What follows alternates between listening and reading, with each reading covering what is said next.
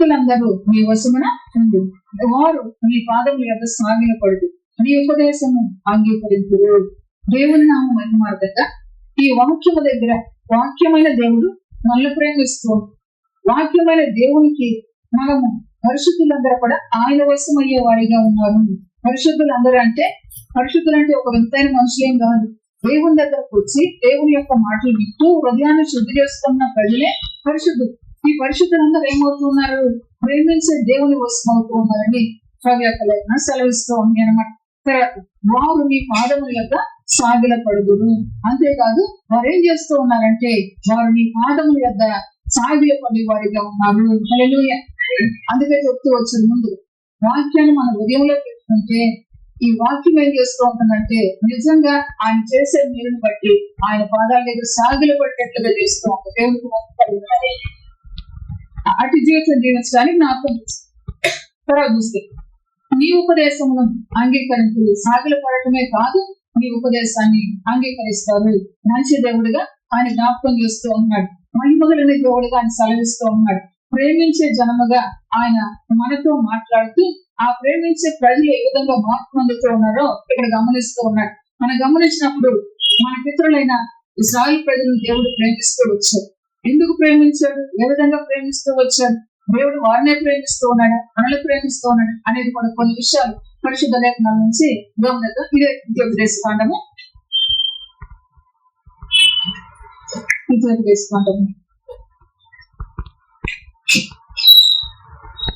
7వ అధ్యాయము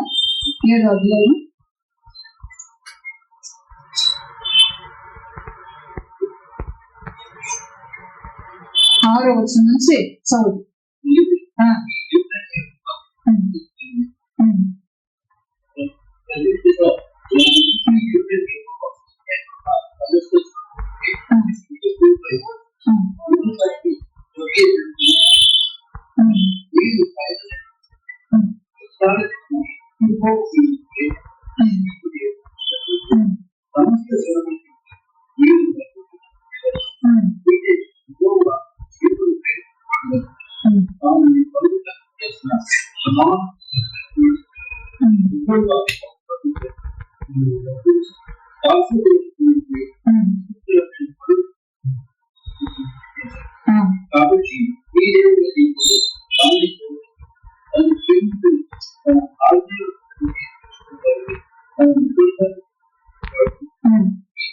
ఈ తరముల వరకు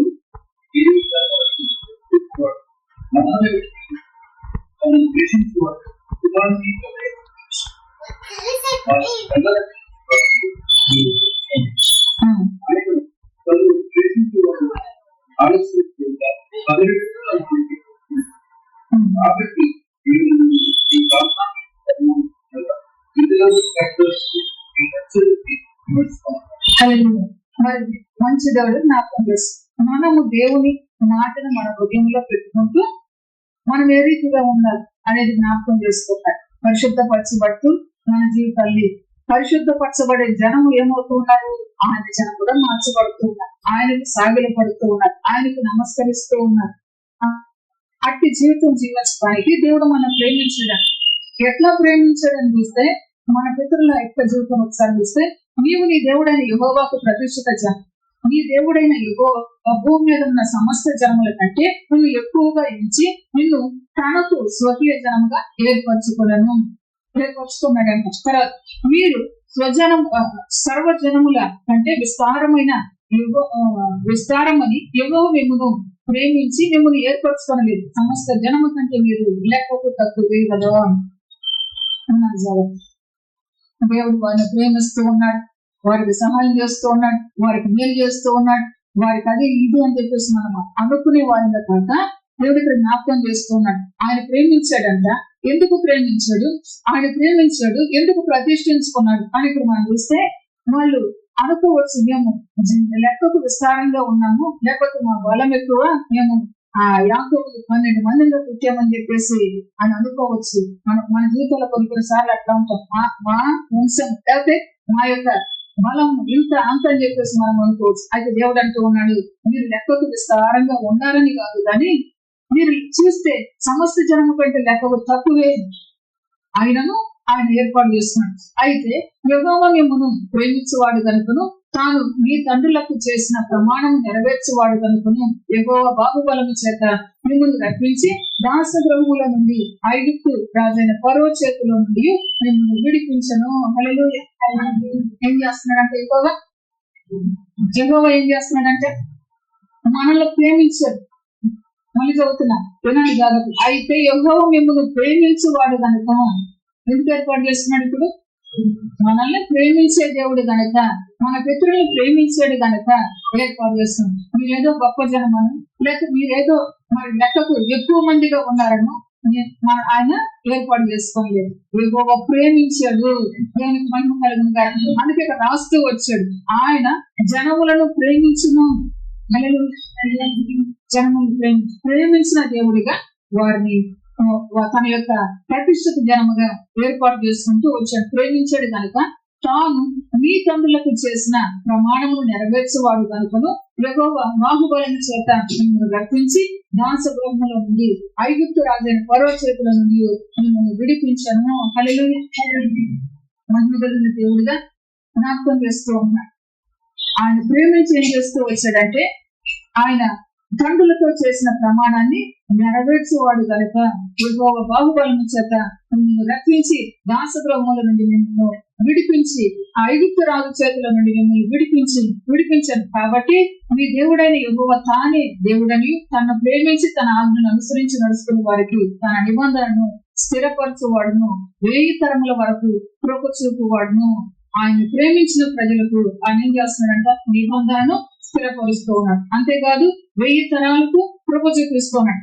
నమ్మదగిన దేవుడు మరియు తన ద్వేషించు వారిలో ప్రతి వానికి బహిరంగంగా నశింప చేయటకు వానికి దండన విధించువాడని నీవు తెలుసుకునేవాడను.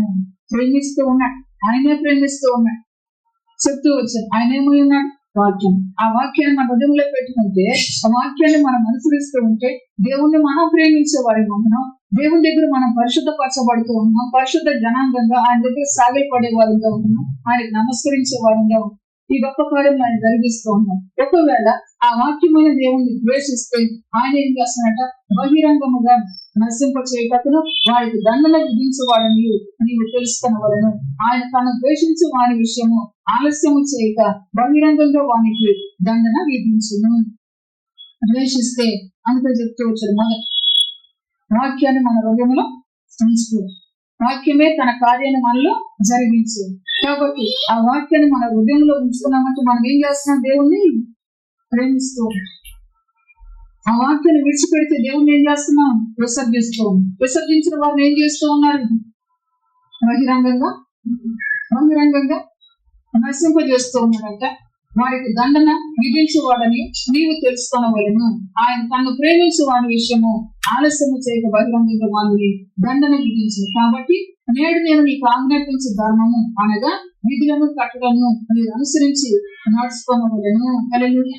ఈ ప్రేమించిన జనాంగానికి దేవుడు ఏమనుగ్రహించాడంటే మరి ఆయన యొక్క ధర్మాన్ని అనుగ్రహిస్తూ వచ్చినట్టుగా పరిశుద్ధ లేఖనాలు సెలవిస్తాను. మంచి దేవుడుగా జ్ఞాపకం చేస్తూ ఉంటారు. సాగిలు పడేవారు కావాలి. సాగిలు పడేవారు అయ్యేటట్లుగా ఆయన ఏం చూపిస్తున్నాడు? ఒక మార్గం చూపిస్తాడు, ఒక ధర్మాన్ని చూపిస్తూ ఉన్నాడు.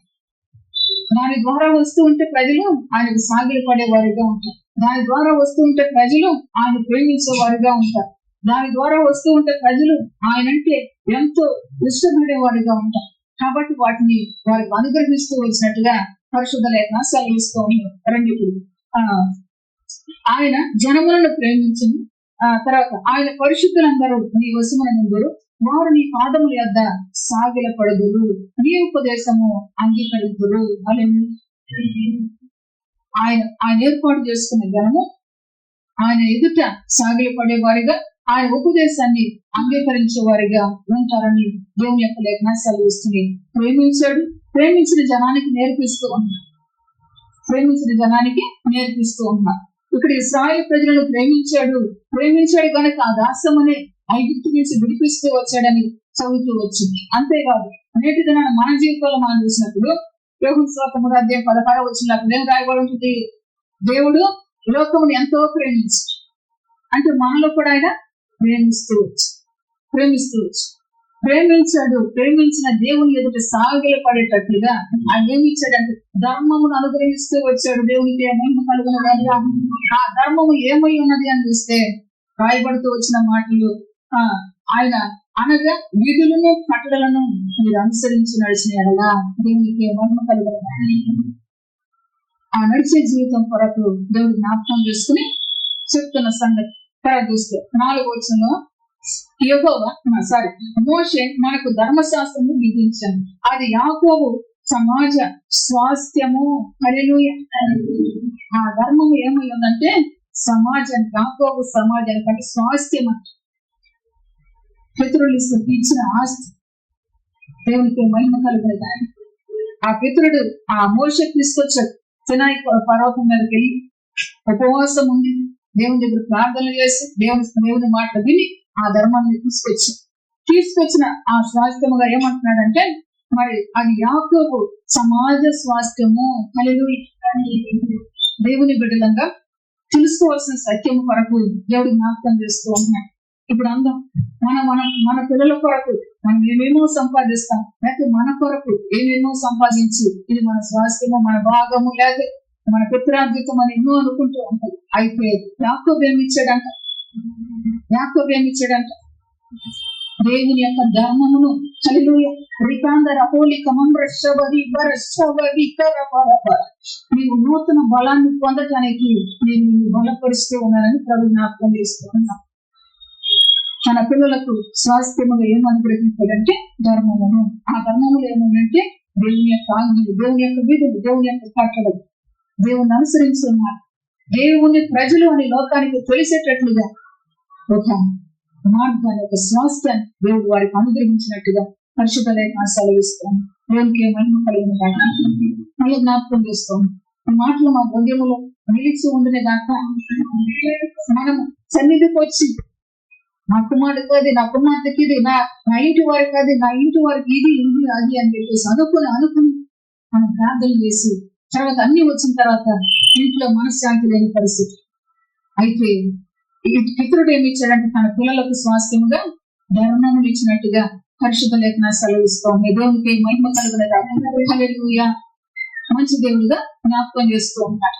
మన వ్యక్తిగత జీవితంలో ఈ ధర్మములు మన జీవితంలో మనము స్వతంత్రించుకునే వారిగా మనము, అంటే దాన్ని అనుసరించే వారిగా, లేదు దాని ప్రకారం మనం జీవిస్తూ ఆ విధంగా జీవిస్తూ ఉన్నప్పుడు దేవుడు ఏం చేస్తూ ఉన్నాడు? ధర్మాన్ని అనుసరించిన జనులను లోకములోను జనములలోను ఒక గొప్ప వ్యక్తులుగా వారిని ఒక ఉన్నతమైన స్థితికి నడిపిస్తూ వచ్చినట్టుగా పరిశుద్ధ లేఖనాల్లో మనం చూస్తూ ఉన్నాం. ఈరోజు మనకు కూడా ఎందుకు చెప్తున్నాడు? లోకమని ఐగుప్తులో పడి ఉన్న మన బ్రతుకుల్ని పిలుపులకు తీసుకొచ్చి యేసు ప్రభువు వారు మన నూతన నిబంధనలు చెప్పిన కూడా ఈ సంగతి, కొండ మీద అనిపిస్తున్న సంగతులు, ఆ ధర్మంలో ఉన్న సంగతి కనుక మన జీవితాలు ప్రత్యేకమైన జీవితంగా ఉండాలని దేవుడు కోరుకుని చేస్తున్న సహాయం. దేవునికి మహిమ కలిగిన గాక. అసలు నిజంగా ఈ మాట చదివినప్పుడు ఎంతకు మించిన భాగ్యం ఏముంది? బిల్డింగ్ కట్టుకున్నాం, వరద వచ్చినట్టు బిల్డింగ్ ఏమవుతుంది? వెళ్ళిపోతుంది.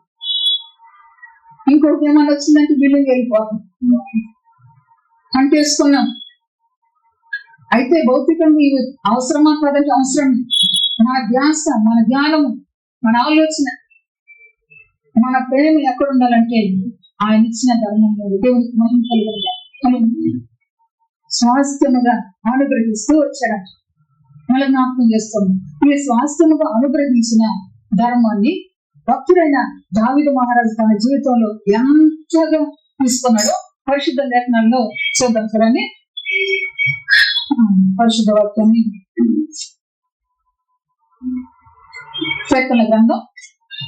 కీర్తనల గ్రంథం 119 దావీదు కీర్తన, 119 దావీదు కీర్తన 72వ వచనాన్ని చదువు.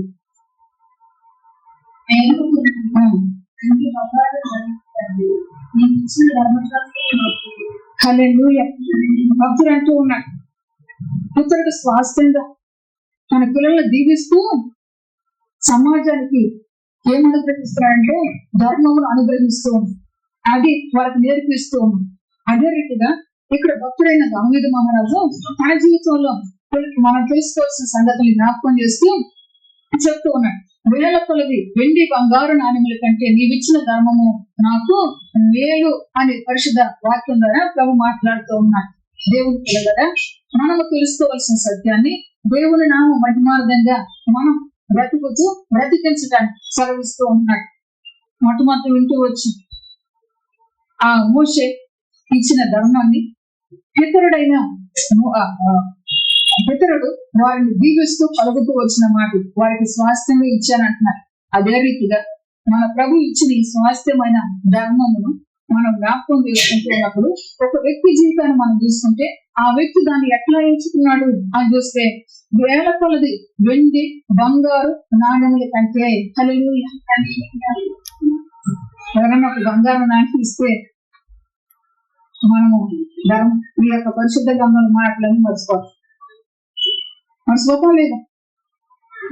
వాళ్ళ ద్వారా నాకు బంగారం వచ్చింది, వీళ్ళ ద్వారా వెండి వచ్చింది అని చెప్పేసి వీళ్ళు ఉండే మాటలన్నీ మర్చిపోతాం.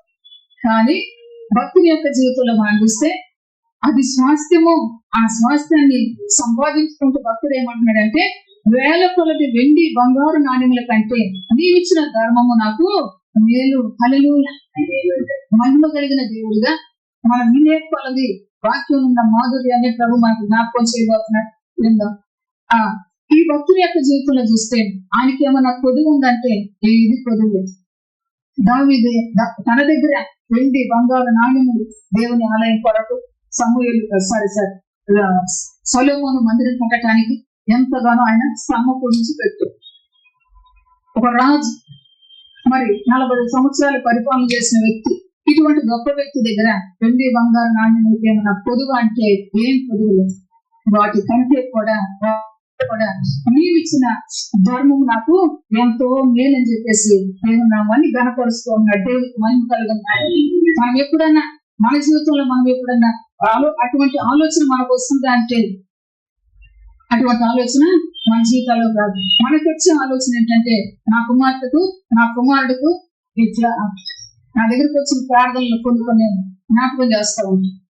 అయితే నా కుమార్తెకు అమెరికా అల్లుడు కావాలి అని ఒకసారి ఫోన్ చేసి ప్రార్థన చేయమని చెప్తూ వచ్చింది.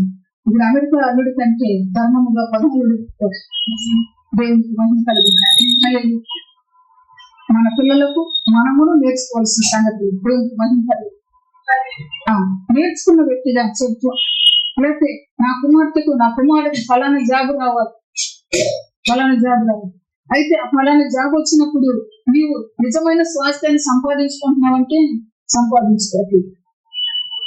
అందుకు మన మనసు ఎక్కడ పెట్టాలో దేవుడు జ్ఞాపకం చేస్తూ ఉన్నాడు. మన హృదయంలో ఏం ఉంచుకోవాలో దేవుడు జ్ఞాపకం చేస్తూ ఉన్నాడు. భక్తుడు అంటూ ఉన్నాడు వేల కొలది వెండి బంగారు నాణ్యముల కంటే నీవిచ్చిన ధర్మశాస్త్రము నాకు మేలు అని చెప్పేసి దేవుడి నామాన్ని ఘనపరుస్తూ ఉన్నాడు. అంతేకాదు ఇంకా గమనించినప్పుడు పరిశుద్ధ లేఖనాన్ని ఆ మేలైన దాన్ని ఏం చేస్తూ వచ్చాడు చూడండి.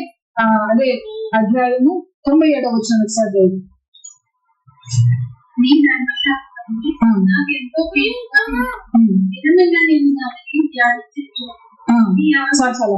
నీ ధర్మశాస్త్రము నాకెంతో ప్రియముగా ఉన్నది. హల్లెలూయా. మనకి ఎవరన్నా మన తల్లిలో మన తండ్రి ఒక చేతికి ఒక రింగు లేకపోతే మెడకు ఒక చైను ఇస్తే మన పిల్లల దాకా ఇది మా అమ్మ ఇచ్చింది, మా నాన్న ఇచ్చాడు, మా అమ్మ ఇచ్చింది, మా నాన్న ఇచ్చాడు అని చెప్పేసి చెప్పుకోండి. ఎంతో ప్రియముగా ఇది ఫలానా వాళ్ళు ఇచ్చిందని చెప్పేసి దాన్ని ఎంతో ప్రియముగా తీసేవారంగా ఉంటారు. భక్తుడైన దావీదు దేని ప్రియం తెలుసుకున్నాడు చదువుతున్నాడు. నీ ధర్మశాస్త్రం నాకెంతో ప్రియముగా ఉన్నది. హల్లెలూయా. తర్వాత అన్నాడు దినమెల్లా నేను దానిని ధ్యానించుచున్నాను. హల్లెలూయా. ధ్యానిస్తున్న కొలది కూడా ఆ వాక్యానికి బద్ధుడైపోతూ ఉన్నాడు. దేవునికి మహిమ కలుగుతుంది. మన జీవితంలో కూడా ఏదో సంపాదించుకోవాలని ఏదో పొందాలని ఆశపడే దానికంటే మొదట దేవుని ధర్మం ఏంటో మనం ఎరిగి జాగ్రత్త పడుతూ ఉంటే ఆ ధర్మమే తన క్రియలు జరిగిస్తూ ఉండే మన జీవితాల్లో దేవునికి మహిమ కలుగును గాక. హల్లెలూయా. అటువంటి గొప్ప కార్యాలు మన జీవితంలో జరగాలంటే మన మనసు ఎక్కడ పెట్టాలంటే భక్తుడు దేవుడు ఇచ్చిన ధర్మం మీద పెట్టుకోవచ్చు. ధర్మంలో ఏమని అంట ఆజ్ఞలు ఉన్నాయి, కట్టడలు ఉన్నాయి, వీధులు, ఇవన్నీ కూడా దేవుడు అనుగ్రహించిన ధర్మంలో ఉన్నాయి. కనుక వాటిని మనం అనుసరిస్తే దేవుడు మనకెంతో మేలు చేస్తూ ఉన్నాడు. దేవునికి మహిమ కలుగును గాక. ఆ తర్వాత గమనించినప్పుడు దేవుని యొక్క వాక్యం చూద్దాం. 165వ వచనం చదవండి.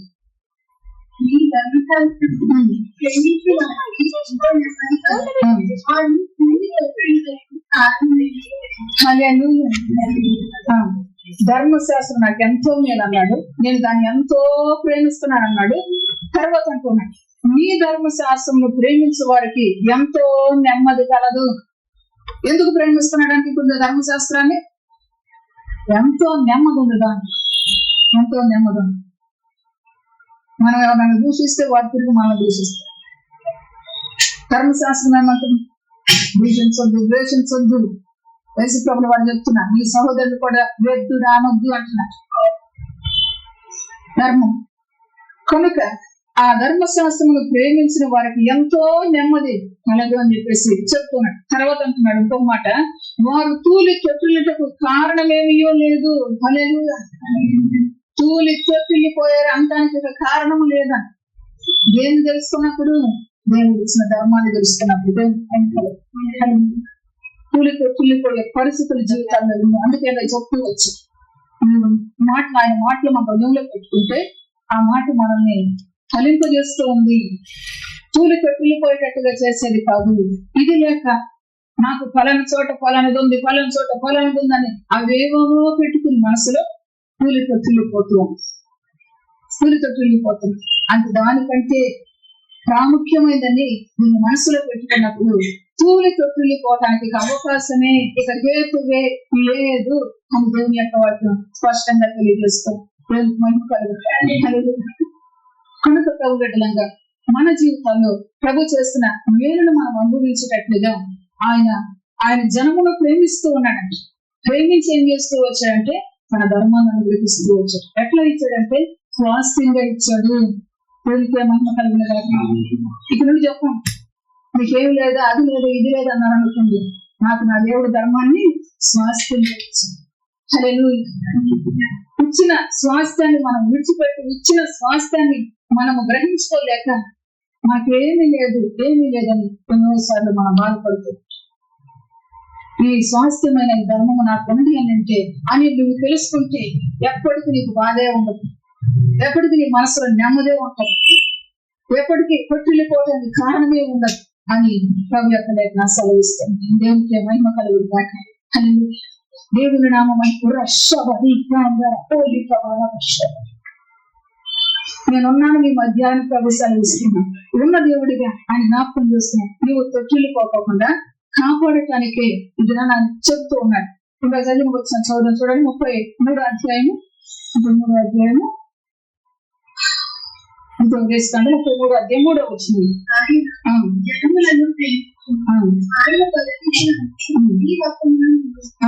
ఆయన పరిశుద్ధులందరూ నీ వశమున ఉందరు. చొచ్చులిపోవడానికి అవకాశం లేదు. ఎక్కడ ఉన్నారు? ఆయన వశములో ఉంటున్నారు. గొప్ప భాగ్యాన్ని దేవుడిచ్చారు. ఇది భాగ్యమని ఎంచక, ఇది ధన్యమని ఎంచక. దావీదు భక్తుడు తన జీవితంలో ఆ ధర్మాన్ని ఏమనుకున్నాడంటే ధన్యమని ఎంచుకున్నాడు. ఇది ధన్యమని ఎంచక తూలి తొట్టిల్లిపోతున్న పరిస్థితులు మన కళ్ళను చెరిపిస్తున్న దేవునికి మహిమ కలుగునగా, మన నడపై సరి చేస్తున్న యేసయ్యకు నిత్యము మహిమ కలుగునగా. అతరకన్నారు వారు నీ పాదముల యొద్ద సాగిలపడెదరు. ఆ జనము పరిశుద్ధపరచబడుతూ ఉన్నారు, ఆయన వశమవుతూ ఉన్నారు, ఆయనకే సాగిలపడుతూ ఉన్నారు. దాని కొరకు కూడా, సాగిలపడే దాని కొరకు కూడా భక్తుడు ఒక మాట అంటూ వచ్చాడు. గమనించినప్పుడు ఇదే దావీదు కీర్తన 18వ వచనం చదువు. 18వ వచనం, నేను నీ ధర్మశాస్త్రము నందు ఆశ్చర్యమైన సంగతులను చూసినట్లు నా కనులు తెరువును. హల్లెలూయా. ఏమడుగుతూ ఉన్నాడు? ధర్మశాస్త్రంలో ఉన్న ఆశ్చర్యమైన సంగతులు, ఆశ్చర్యమైన క్రియలు చేసేదిగా ఉంది ధర్మం. ఆ ఆశ్చర్యమైన సంగతులు నేను చూసేటట్లుగా నా కనులు తెరువు అని అడుగుతూ ఉన్నాడు. నా పొలాన్ని చూసుకునేటట్టుగా, నా స్థలాన్ని చూసుకునేటట్లుగా నా పిల్లలు పెళ్లి చూసినట్టుగా నన్ను బ్రతికించు, నా కళ్ళు తెరువు అని మనం ఎన్నో రకాల ప్రార్థన చేస్తూ ఉంటుంది. అయితే భక్తుడు దేని కోరుకుంటూ ఉన్నాడంటే ధర్మశాస్త్రంలో ఉన్న ఆశ్చర్యమైన సంగతులు మొదటి చెప్తూ వచ్చి లోకంలో మీరు ఆశ్చర్యకరంగా నడిపించబడతారు, దీన్ని అనుసరిస్తే ప్రత్యేకమైన జనంగా నడిపించబడతారు, దీన్ని అనుసరిస్తే అని చెప్తూ వచ్చు. మన ఆశ్చర్యమైన సంగతుల కొరకు భక్తుడు ప్రభు దగ్గర ప్రార్థన చేస్తారు. దేవునికి మహిమ కలుగుతుంది. మన వ్యక్తిగత జీవితంలో ఏం సంపాదించుకోవాలని, మన వ్యక్తిగత జీవితంలో ఏమి మనము అనుసరించాలని మనకు ఆలోచనలకు వ్యతిరేకంగా దేవుడు ఏం చూపిస్తున్నాడు? దేవుని వాక్యాన్ని చూపిస్తున్నాడు. దేవుని వాక్యాన్ని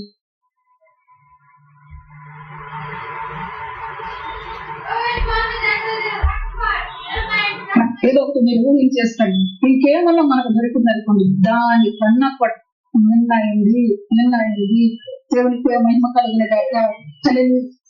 మొదటిగా చెప్పు ఆ ధర్మశాస్త్రము చదువు.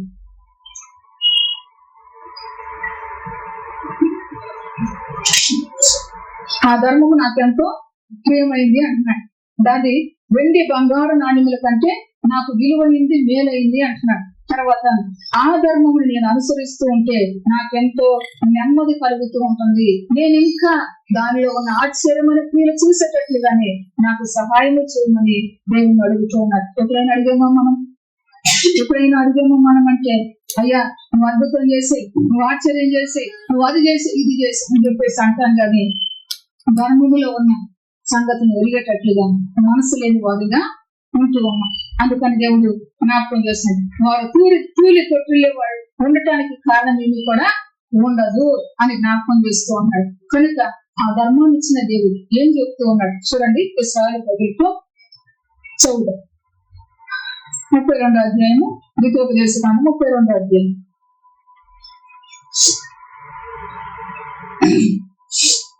నలభై 6వ వచనం చదువు.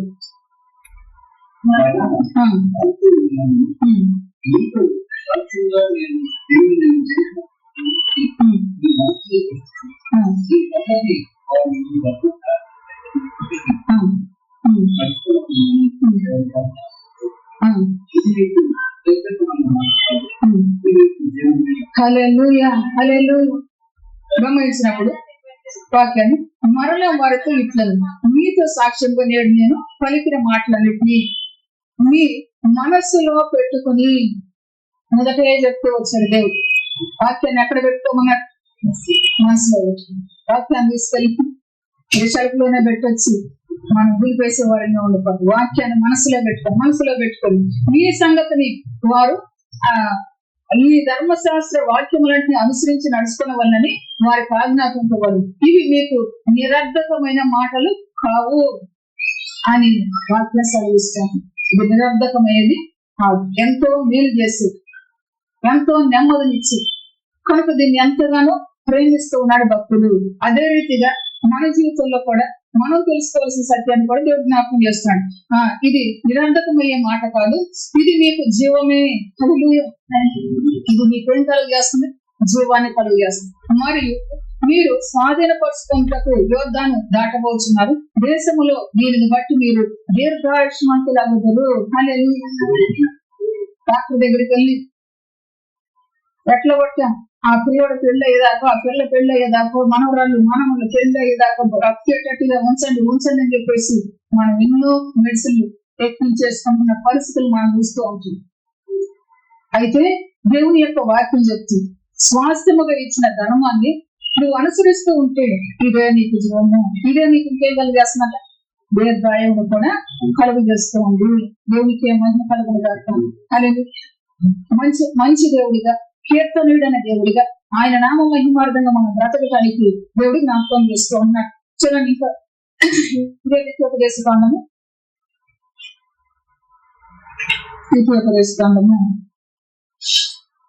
5వ అధ్యాయము 5వ అధ్యాయం 10వ వచనం చదువుతుంది. నన్ను ప్రేమించి నా ఆజ్ఞలను గైకొని వారి విషయంలో 1000 తరముల వరకు కరుణించు వాడనై ఉన్నాను. హల్లెలూయా. ఈ స్వాస్థ్యము నీ వరకే నా వరకే కాదు, ఈ స్వాస్థ్యమును ఎట్లా ఇస్తున్నాడంటే మనం ప్రేమిస్తే మన పిల్లలకు కూడా ఆశీర్వాదకరంగా దేవుడు అనుగ్రహిస్తున్నాడు. ఎన్ని తరాలకి వెళ్ళి మా పితరులు ఇచ్చిన ఆస్తి, మా తాత సంపాదించింది, లేక మా అమ్మమ్మ ఇచ్చింది, ఇట్లని ఎన్నో చెప్పుకుంటూ ఉంది. దేవుని మాట వింటే, దేవుని ధర్మం మన గుండెల్లో పెట్టుకుంటే, మన మనసులో పెట్టుకుంటే, ఆ ధర్మం ఏం చేస్తుందంటే 1000 తరాల వరకు కరుణిస్తాను అంటున్నాడు. చదువుతా, నన్ను ప్రేమించిన ఆజ్ఞలు గైకొని వారి విషయంలో 1000 తరముల వరకు కరుణించే వాడినైనా అయ్యున్నానని చెప్పేసి దేవుడికి జ్ఞాపకం చేస్తున్నాడు. దేవునికి ఏమైనా కలుగు జీవాన్ని ఇస్తూ ఉన్నాడు, దీర్ఘాయుష్ని ఇస్తూ ఉన్నాడు. అంతేకాదు 1000 తరాల వరకు మన తర్వాత మన తరాలకు కూడా ఏం చేస్తున్నాడంటే ఆయన కరుణను అనుగ్రహిస్తూ ఉన్నాడు. దేవునికి మహిమ కలుగుతాడు. మంచి దేవుడిగా జ్ఞాపకం చేస్తున్నాడు. విశాల ప్రజలను కనికరిస్తూ వచ్చు. ఎవరిని జ్ఞాపకం చేసుకుని అంటే ఇతరులకు ఇచ్చిన ప్రమాణాన్ని జ్ఞాపకం చేస్తుంది.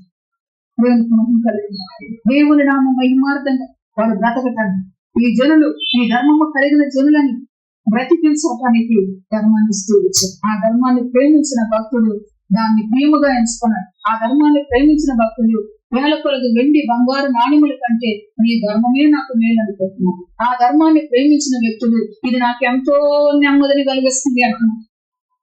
తూలి కొట్టులు పోవడానికి కారణము లేదు అంటున్నాడు. నేను మహిమ కలుగు మళ్ళా చెప్తున్నాను. దేవుని నామ మహిమార్థం అంత తనతోనే విడిచిపెట్టాడంటే తనతో విడిచిపెట్టి ఏం చేస్తూ వచ్చాడు. దేవుని యొక్క లేఖనాలు మనం చూస్తే చూద్దాం. దినవృత్తాంతాల గ్రంథము, మొదటి దినవృత్తాంతాల గ్రంథము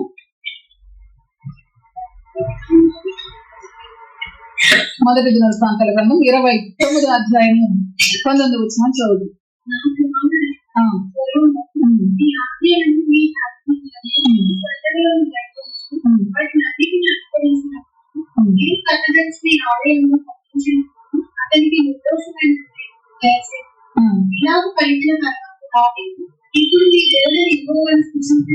చాలా ఇప్పుడు గమనించాం.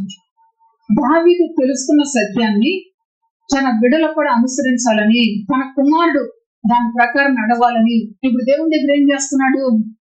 ప్రార్థన చేస్తూ ఉన్నాడు. దేవునికి ఏమైనా కలిగిన ఈ రోజు తెలుసుకున్నాం. దేవుని యొక్క వాక్యం చెప్తుంది. అది మనకు ఒక స్వాస్థ్యము. మన పిల్లల కొరకు అమెరికా వెళ్ళడను, మన పిల్లల కొరకు ఫలన జాబును, ఫలన బిల్డింగ్ను, వీటిని అడిగేదానికంటే ఇది వేల కొలది వెండి బంగారు నాణ్యముల కంటే శ్రేష్టమైనది, మేలైంది. దీనిని అడుగుదాం. దేవునికి మహిమ కలుగును గాక. చూస్తే వాక్యంలో, నా కుమారుడైన సొలొమోను నీ ఆజ్ఞలను, నీ శాసనములను, నీ కట్టడలను గైకొనొచ్చు వాటన్నిటిని అనుసరించినట్లు నేను కట్టదలసిన ఈ ఆలయం కట్టించినట్లు అతనికి నిర్దోషమైనదేమో దయచేయమని దేవుని అడుగుతూ ఉన్నాడు. అయ్యా, నేను కొంతవరకు సంపాదించాను, నా కుమారుడికి ఏది తక్కువ కాకోకుండా ఇంటిలో వాటిని అన్ని దొరికేటట్లుగా సహాయం చేయమని కుమారుడు కొరకు ప్రార్థించాడు. అంటే ఏం చేశాడు? నీ ధర్మమును, నీ ఆజ్ఞలు, నీ కట్టడు. దేవునికి ఏమని కలిగి వాళ్ళు గుర్తు పెట్టుకున్నాం, మన మనసులో పెట్టుకున్నాం, మనసులో ఉంచుకోండి అంటున్నాం. ఈ ధర్మము నాకు ఒక స్వాస్థ్యముగా ఇచ్చి రాసి పెట్టుకోలేక నీ బుక్కులో దేవుడిచ్చిన స్వాస్థ్యము. దేవునికి మహిమ కలుగును. కలిగి మనము మన పితరులు ఇచ్చిన దాన్ని ఎంతో భద్రంగా రాసి పెట్టుకుంది. దానికంటే మిన్నగా దేవునికి మహిమ కలుగునుగా అనే మంచి దేవుడిగా చెబుతూ ఉంటాడు. పితరుడు ప్రార్థన చేస్తూ వచ్చి ఇదే ప్రార్థన బట్టి మనం గమనించాం. పరిశుద్ధ వాక్యాన్ని చూడండి.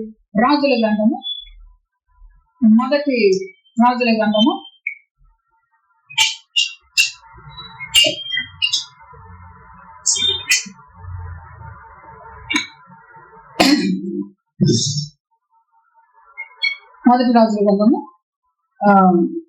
2వ అధ్యాయము 2వ అధ్యాయము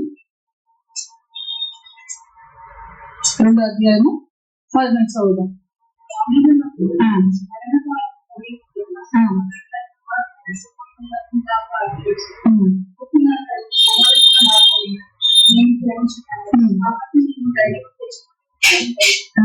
కుమారుడు కొరకు ప్రార్థన చేశాడు. కుమారుడితో మాట్లాడుతూ ఉన్నాడు. దేవునికి మహిమ కలుగుతుంది.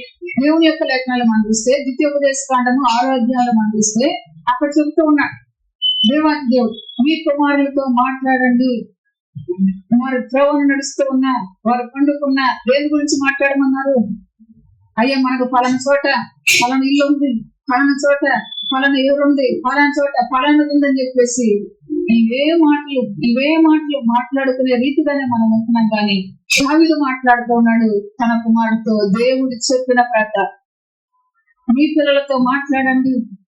మీ పిల్లలు ఈ కట్టల్లో యాజ్ఞను అనుసరించేటట్లుగా వారి త్రోవను నడుస్తూ ఉన్నా, వారు పండుకున్న, వారు మేలుకున్న వారితో మాట్లాడు. ఇప్పుడు దావీదు మాట్లాడుతున్నాడు. చూడండి, ప్రార్థన చేశాడు, మాట్లాడుతున్నాడు.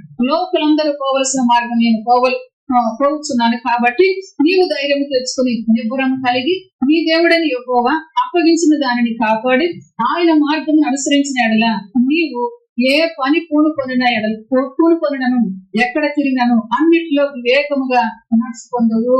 హల్లెలూయా. ఇప్పుడు ఈ ధర్మం ఏం చేస్తుందంట?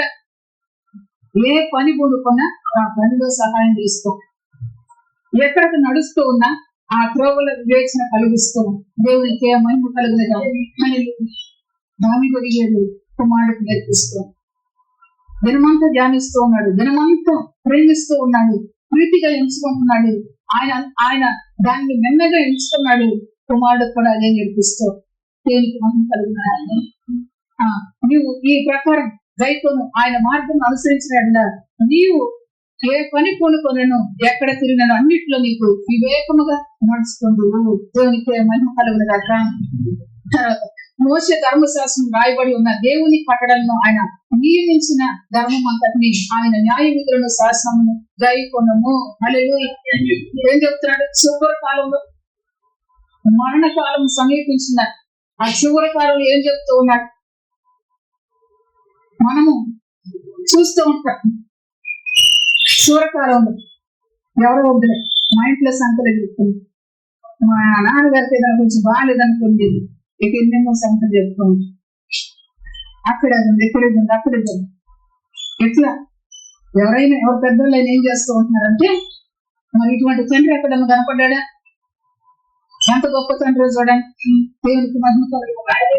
ఏం చెప్తున్నాడు? మరణకాలం సమీపించినప్పుడు నువ్వు దేవుని మార్గాన్ని అనుసరించినాడు, అది నీకు మేలు చేసిద్ది, అది నీకు వివేచనిచ్చిద్ది, అది నీ త్రోవలో నిన్ను నడిపించిద్ది.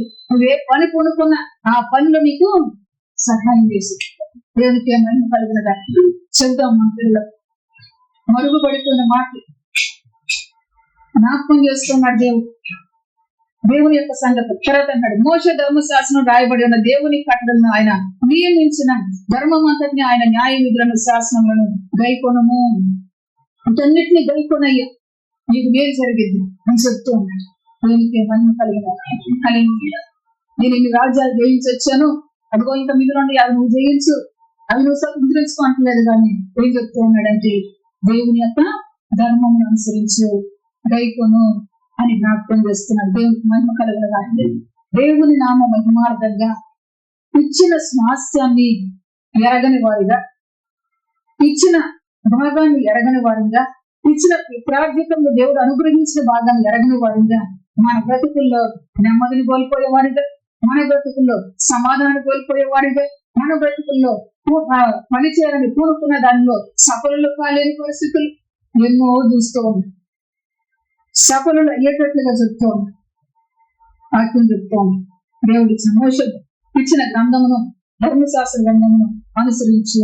దేవునికి మహిమ కలుగునగాక. అయ్యా నేను గట్లా చేస్తూ వచ్చాను, నాకంటే గొప్పగా ఈ విధంగా చెయ్యి అంటలేదు. కానీ ఏది ఆయన తెలుసుకున్నాడు, ఏ సత్యాన్ని తెలుసుకున్నాడో, ఏ సంగతులు ఎరుగుతూ వచ్చాడో, దేనిని ఇష్టపడుతూ వచ్చాడో దాన్ని, ఆ సత్యాన్ని అనుసరించి నడవటానికి నిర్ణయించుకున్న వ్యక్తి తన కుమారుడు కూడా అదే నేర్పిస్తూ ఉన్నాడు.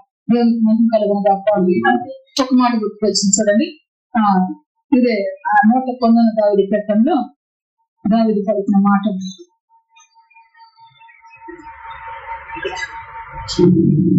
112వ వచనం ఒకసారి చదువుదాం.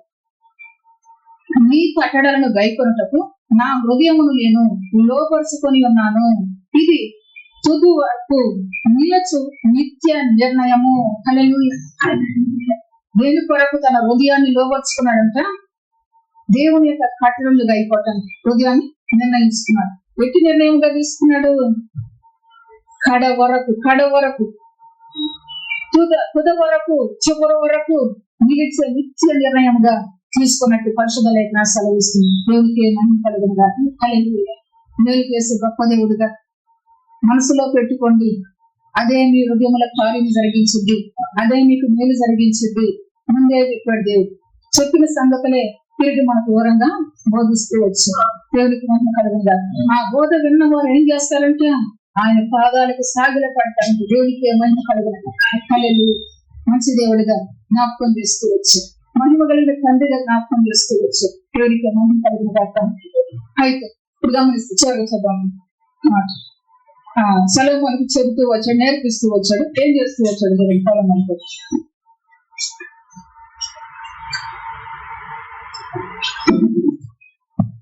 అదే రాజుల గ్రంథము 3వ అధ్యాయము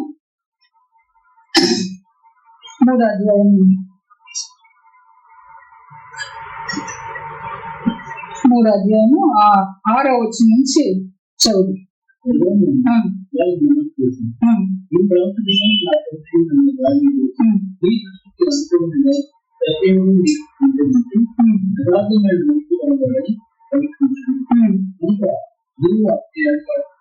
పూర్ణ కటాక్షం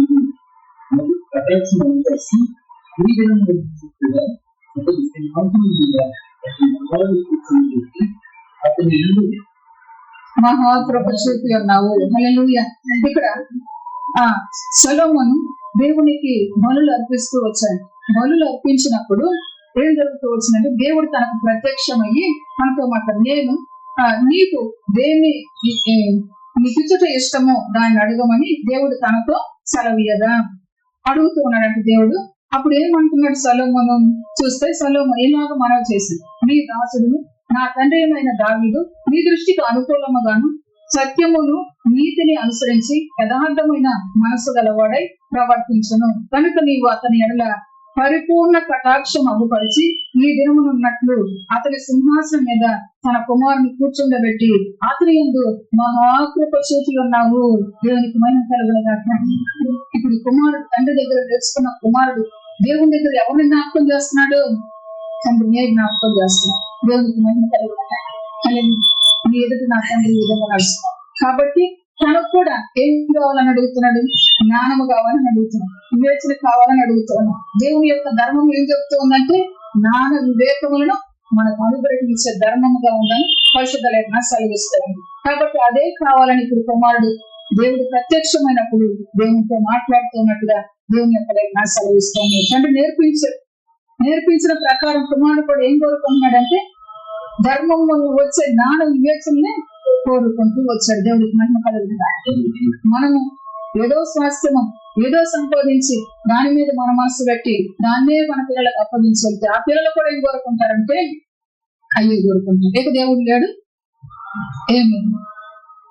కాబట్టి దేవుణ్ణి ఎరిగేటట్లుగా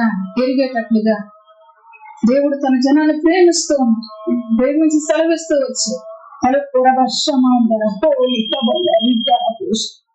పరిపూర్ణంగా నీవు ప్రభు స్వాస్థ్యంగా బ్రతకటానికి తెలివి, జ్ఞానమును, వివేచనను పరిపూర్ణంగా నీకు అందిస్తూ నేను నిన్ను వృద్ధి చేస్తూ ఉన్నాను. దేవుని యందు విశ్వాసంతో సాగిర సంసిద్ధంగా నువ్వు బ్రతకటానికి దీవించాను అని ప్రభు ఆయన మహిమార్థంగా బ్రతకటానికి ప్రభు మనకు సహాయం చేస్తూ వచ్చారు. దేవునికి మహిమ కలుగునుగా. యాకోబు తన పిల్లలకు స్వాస్థ్యముగా దేవుడు అనుగ్రహించిన ధర్మం అనుగ్రహించుకోవచ్చు. అదే దీవించాడు అతిథిగా. అదే విధంగా దావీదు తెలుసుకున్నాడు ఆ సత్యాన్ని. దావీదు కూడా తన కుమారుడికి అదే అప్పగించాడు. కుమారుడు కూడా ఏమంటున్నాడు? నా తండ్రి ఈ విధంగా నడుస్తున్నాడు, నేను కూడా నీ కట్టడము నీ ఆజ్ఞను అనుసరిస్తూ జ్ఞాన వివేకములు కలిగి నీ ప్రజలు మేలుటకు సంపాదించమని దేవుని అడుగుతుంది. దేవునికి మహిమ కలుగుతుంది. సంతోషముతో ప్రభు మాటలు మన హృదయములకు తీసుకొచ్చిన మాటల్ని విన్నాము. విన్న మాటల ప్రకారం మన జీవితాలు ప్రభు ఆనందకరంగా ఉండటానికి ఆయనే మనకు సహాయం చేసి ఆయన నామ మహిమార్థంగా మన వీటిని జాగ్రత్త చేస్తూ వచ్చిన యేసై నిత్యము మహిమ కలిగిన దేవుడి పరిశుద్ధ వార్తను మన వినికిడిలో దీవించిన గాక.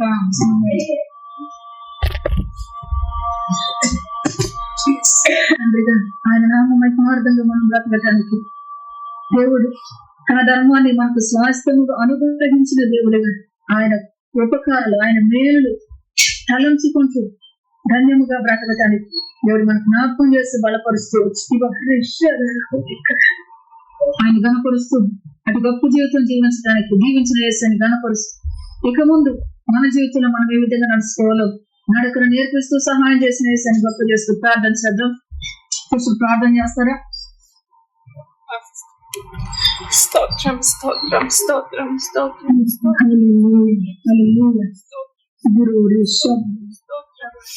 స్తుతి స్తుతి స్తుతి గొప్ప దేవ నీకు స్తుతి నీకు స్తుతి నీకు స్తుతి స్తోత్రం స్తోత్రం స్తోత్రం స్తోత్రం స్తోత్రం స్తోత్రం స్తోత్రం స్తోత్రం స్తోత్రం స్తోత్రం స్తోత్రం మంచి దేవుడిగా మాట తెచ్చిన తండ్రి దేవా నీకు స్తుతులు నీకు స్తుతులు నీకు స్తుతులు నీకు స్తుతులు నీకు స్తుతులు స్తోత్రములు స్తోత్రములు స్తోత్రములు స్తోత్రములు. మంచి వాక్కునిచ్చావు ప్రభువా నీకు స్తోత్రములు నీకు స్తోత్రములు నీకు స్తోత్రములు నీకు స్తోత్రములు నీకు స్తోత్రములు. మనసు చూసి మాట్లాడే దేవా నీకు స్తోత్రములు నీకు స్తోత్రములు నీకు స్తోత్రములు నీకు స్తోత్రములు నీకు స్తోత్రములు నీకు స్తోత్రములు. అక్కరిని చూసి ప్రభువా అక్కరిని తీర్చే దేవా నీకు స్తోత్రములు నీకు స్తోత్రములు నీకు స్తోత్రములు నీకు స్తోత్రములు నీకు స్తోత్రములు. వేదన చూసి వేదనను మాన్పే దేవా నీకు స్తోత్రము నీకు స్తోత్రము నీకు స్తోత్రము నీకు స్తోత్రము నీకు స్తోత్రము నీకు స్తోత్రము. వ్యాధిని చూసి స్వస్థపరిచే దేవా నీకు స్తోత్రము నీకు స్తోత్రము నీకు స్తోత్రము నీకు స్తోత్రము.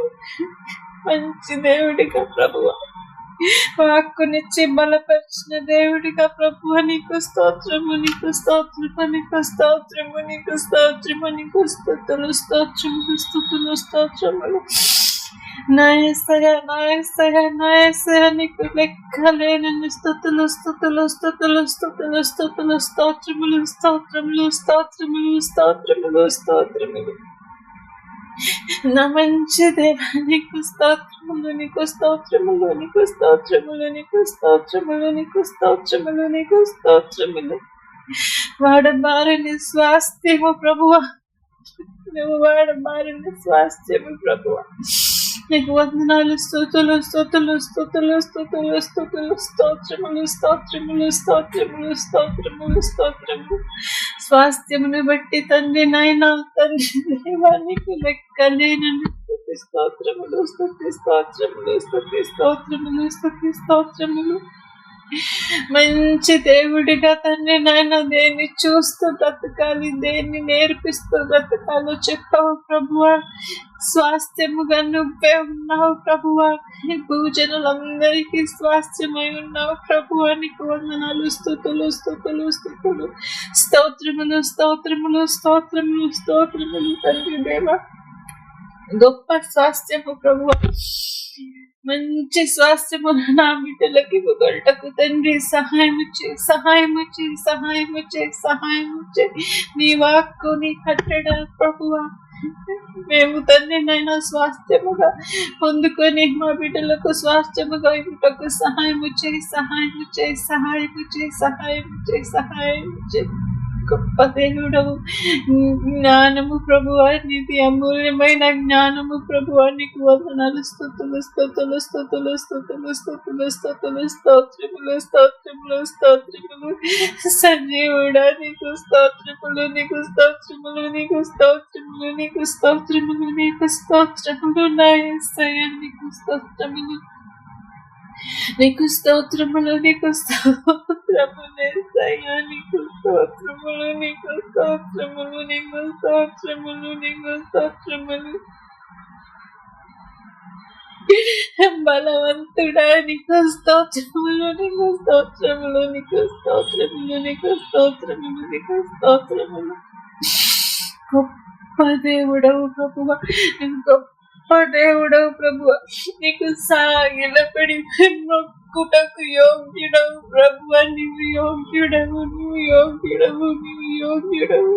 స్తుతి స్తుతి స్తుతి స్తుతి స్తుతి, స్తోత్రములు స్తోత్రములు స్తోత్రములు స్తోత్రములు. ఎంత భాగ్యము ప్రభు, భాగ్యముగా స్వాస్థ్యముగా దొరికిన దేవా నీకు స్తోత్రములు, నీకు స్తోత్రములు, నీకు స్తోత్రములు, నీకు స్తోత్రములు యేసయ్యా, నీకు స్తోత్రములు, నీకు స్తోత్రములు, నీకు స్తోత్రములు, నీకు స్తోత్రములు యేసయ్యా, నీకు స్తోత్రములు, నీకు స్తోత్రములు, నీకు స్తోత్రములు, నీకు స్తోత్రములు. బలపరిచిన దేవా, కొడుతున్న దేవా, నిత్యము ప్రేమించే దేవా నీకు స్తోత్రము, నీకు స్తోత్రము, నీకు స్తోత్రము, నీకు స్తోత్రము. ఎంత ప్రేమ ప్రభువా, ఎంత ప్రేమ యేసయ్యా, నీకు స్తోత్రములు, నీకు స్తోత్రములు, నీకు స్తోత్రములు. పట్టజాలని ప్రేమతో ప్రేమిస్తున్న దేవా నీకు స్తోత్రములు, నీకు స్తోత్రములు, నీకు స్తోత్రములు, నీకు స్తోత్రములు, నీకు స్తోత్రములు, నీకు స్తోత్రములు, నీకు స్తోత్రములు. ఆమేన్.